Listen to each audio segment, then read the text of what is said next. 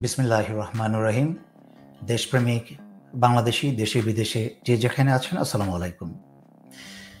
হাসিনার বাংলাদেশে ফিরে আসার সকল রাস্তা বন্ধ ইনশাআল্লাহ।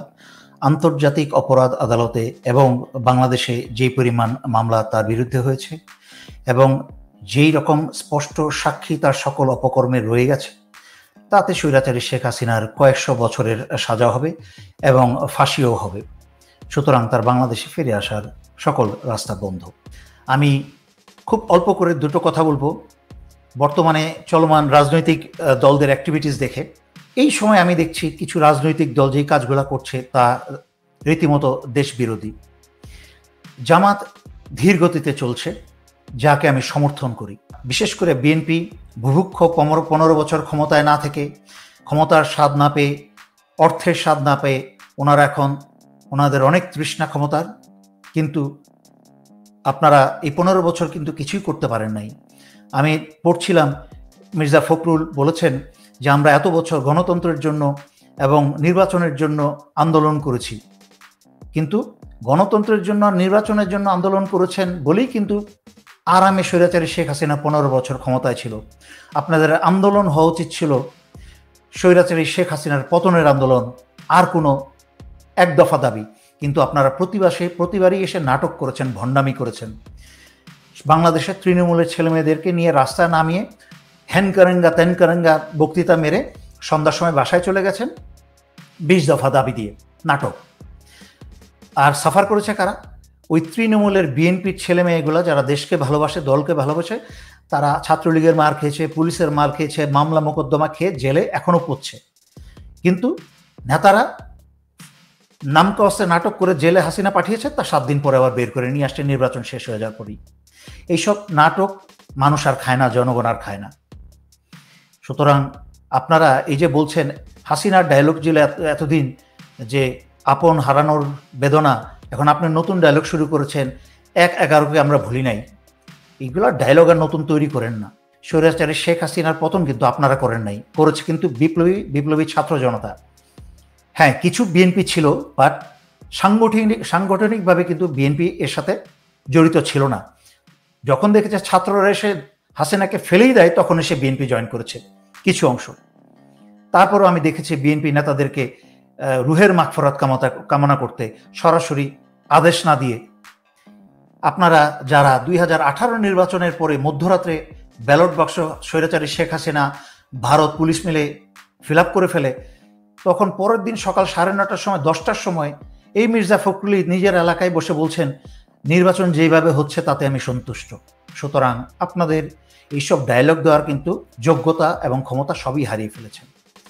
2টা উপদেশ যদি আপনারা আমার কাছ থেকে নেন, আপনাদের বয়স কিন্তু এখন সমস্ত নেতাদের 70-এর উপরে হয়ে গেছে। আল্লাহর রাস্তে একটু রিটায়ারমেন্টে যান, একটু নবীনদের জায়গা দেন। ওদের রক্ত গরম আছে, দেশপ্রেম আছে, ওদেরকে একটু বিএনপি বিভিন্ন পদে, উচ্চ পদে আসতে দেন। ওদের যোগ্যতা আছে। আপনাদের মতো বয়স্ক এবং সহজে সবার সাথে, আওয়ামী লীগের সাথে, ভারতের সাথে হাত মিলিয়ে ফেলেন, আপনাদেরকে আর বিশ্বাস করা যায় না। বিএনপির অর্ধেকের চেয়ে বেশি নেতা আওয়ামী লীগ এবং ভারতের কাছে বিক্রি হয়ে গেছে বহু আগে। ভারতের কোনো বিএনপির কোনো নেতৃত্ব নাই, নেতৃত্বের কোনো কোয়ালিফাইড কোনো নেতৃত্ব নাই। কারণ নিজের দলের মাঝখানে কোন কোন নেতারা খারাপ, কারা কারা আওয়ামী লীগের সাথে এবং ভারতের সাথে হাত মিলিয়ে চলেছে, সেটা নিয়ন্ত্রণ করার ক্ষমতা বিএনপির নেতার নাই। আর যেই জিনিসটাকে পরিমাপ করা যায় না, সেই জিনিসটাকে আপনি ম্যানেজ করবেন কিভাবে? এটা সুতরাং আপনি যদি নিজের দলের নেতাদেরকেই আপনি খবর রাখতে পারেন না, কে আওয়ামী লীগের সাথে, কে ভারতের সাথে পয়সা খেয়ে চলছে, আপনি তাদেরকে ম্যানেজ করতে পারেন না, আপনি একটা দল চালাবেন কিভাবে? আর সেখানে একটা ভয়ঙ্কর অবস্থায় আপনার নির্বাচনের ক্ষমতায় আসতে চাচ্ছেন। হ্যাঁ, নির্বাচন হলে জনগণের ভোটে আপনারা যখন ক্ষমতায় আসবেন, যেন দেশটাকে ভালোভাবে চালাতে পারেন, সেই ব্যবস্থা এই বিপ্লবী সরকারকে করতে দেন। সুতরাং আমি আপনাদেরকে আবারও বলবো, যখন এই বিপ্লবী সরকার ভারতের এবং আওয়ামী লীগের বিষ দাঁত উৎপাদন করবে এবং বাংলাদেশ থেকে সমস্ত আওয়ামী অর্থ এবং টাকা পয়সা, যেটা থাকলে পরে আপনারা 6 মাস টিকতে পারবেন না, এই অস্ত্র, এই টাকা পয়সা তাদেরকে উদ্ধার করে আনতে দেন। হাসিনার এবং ভারতের রেখে যাওয়া সরকারি বেসরকারি সামরিক সকল জায়গা থেকে সকল বিষকে সরাতে দেন। কারণ আমি আগের লাইভেও ব্যাখ্যা করেছি, আমি স্তরে স্তরে এদের বিষ দাঁত রয়ে গেছে, এগুলাকে সব সরাতে হবে। এর মাঝখানে আপনারা দলটাকে গুছান, দরেল ক্রিমিনাল বেইমান মির্জাফরগুলোকে বের করেন। যোগ্য যুবক যুবতী ইয়াং ছেলে মেয়েরা যারা দিন রাত কষ্ট করে দলের জন্য দেশের জন্য কাজ করেছে, ঘাম দিয়েছে, রক্ত দিয়েছে, যারা ধান খেতে রাতে আধারে ঘুমিয়েছে, যাদের পরিবার না খেয়ে থেকেছে, তাদেরকে সামনে আসার সুযোগ দেন। শহীদ জিয়ার নীতিতে দলটাকে আবার পরিশুদ্ধ করে তোলেন, তাহলে বিএনপিটা শক্তিশালী হবে। নাহলে আপনারা যেই লাও হবেন, যেই লাও ছিলেন সেই কদু হবেন। এবং দেখতে না দেখতে আপনারা যদি কখনো ক্ষমতায় আসেন, আপনাদের অযোগ্যতায় 1 বছরের মাঝখানে আপনারা জনগণ এবং নিজের দলের চোখের শত্রু হয়ে যাবেন। ইতিমধ্যে কিন্তু নিয়ন্ত্রণ নাই। হাসিনা পতনের পরের দিন থেকে কিন্তু বাংলাদেশের বিভিন্ন স্থানে বিএনপির ছেলেপেলারা, অভুক্ত ছেলেপেলারা কিন্তু চাঁদাবাদি শুরু করে দিয়েছে। আমার কাছে অনেক ফোন এসেছে, জানি আপনারা ক্ষমতা আসার জন্য পাগল হয়ে গেছেন। কিন্তু মনে রাখবেন, এই বর্তমান স্বাধীনতা অর্জন করেছে বিপ্লবী ছাত্র জনতা, আপনাদের কোনো অংশগ্রহণ নেই এখানে। 15টা বছর নাটক করে ভণ্ডামি করে করে হাসিনাকে ক্ষমতায় থাকতে সাহায্য করেছেন। বিএনপির দুর্বলতার কারণেই হাসিনা একটা ফেরাউন হয়ে উঠেছিল, বিনা প্রতিবাদে, বিনা প্রতিরোধে। তাই তাদেরকে কাজ করতে দেন। হাসিনার বাংলাদেশে ফিরে আসার সকল রাস্তা বন্ধ ইনশাল্লাহ। আন্তর্জাতিক অপরাধ আদালতে এবং বাংলাদেশে যেই পরিমাণ মামলা তার বিরুদ্ধে হয়েছে এবং যেই রকম স্পষ্ট সাক্ষী তার সকল অপকর্মে রয়ে গেছে, তাতে স্বৈরাচারী শেখ হাসিনার কয়েকশো বছরের সাজা হবে এবং ফাঁসিও হবে। সুতরাং তার বাংলাদেশে ফিরে আসার সকল রাস্তা বন্ধ।